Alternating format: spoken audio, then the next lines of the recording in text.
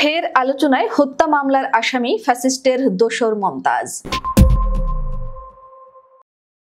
ঢাকার কোতোয়ালি থানায় দায়ের করা আলোচিত শাওন মুফতি হত্যা মামলায় মানিকগঞ্জ ২ আসনের সাবেক সংসদ সদস্য ফ্যাসিস্ট মমতাজ বেগমকে গ্রেফতার দেখানোর আবেদন মঞ্জুর করেছেন আদালত। সোমবার ঢাকা মেট্রোপলিটন ম্যাজিস্ট্রেট পার্থ ভদ্রের আদালত এই আদেশ দেন। মামলার অভিযোগে বলা হয়, ২০২৪ সালের ৫ অগস্ট রাতে আন্দোলনে অংশ নেওয়ার সময় গুলিবিদ্ধ হয়ে মারা যান শাওন মুফতি। তার মা মাকসুদা বেগম কোতোয়ালি থানায় হত্যা মামলা দায়ের করেন, যেখানে সাবেক প্রধানমন্ত্রী ফ্যাসিস্ট হাসিনা সহ ৫৭ জনের নাম উল্লেখ করে অজ্ঞাত আরো ১০০ থেকে ১৫০ জনকে আসামি করা হয়। মমতাজ বেগম অতীতে নানা বিতর্কের জন্ম দিয়েছেন। একসময় গ্রামীণ অঙ্গনে দারুণ জনপ্রিয়তা থাকলেও সংসদ সদস্য থাকার সময় তার বিরুদ্ধে এলাকায় ঠিকমতো না যাওয়ার অভিযোগ ছিল।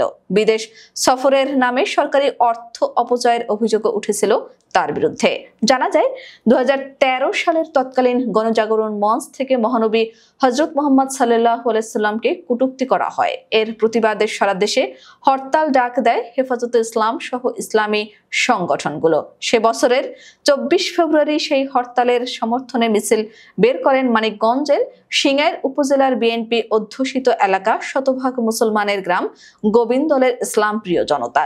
সেই মিছিলে তৎকালীন পুলিশ ও আওয়ামী লীগের সন্ত্রাসীরা হামলা চালায়। ওই হামলায় পুলিশ ও আওয়ামী সন্ত্রাসীদের গুলিতে শহীদ হয় গোবিন্দল গ্রামের ৪ জন।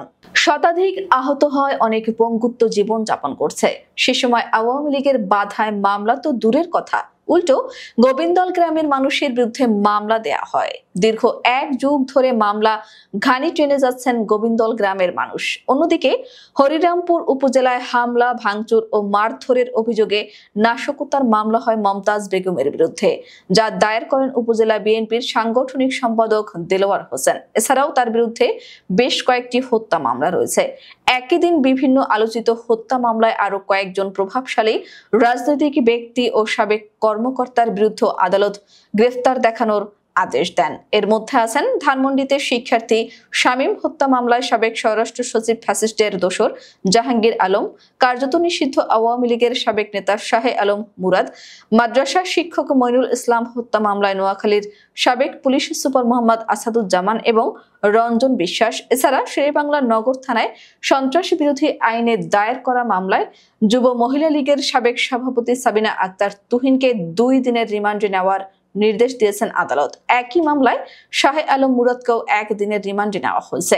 শামীম ও মুন্না নামে ২ কিশোর নিহত হওয়ার ঘটনায় দায়ের হওয়া মামলার এজাহারে আওয়ামী লীগের নেতাকর্মীদের ওপর হামলা ও গুলি চালানোর অভিযোগ রয়েছে। এসব মামলায়ও প্রধানমন্ত্রী শেখ হাসিনা সহ অর্ধ শতাধিক নেতার নাম উল্লেখ করা হয়েছে।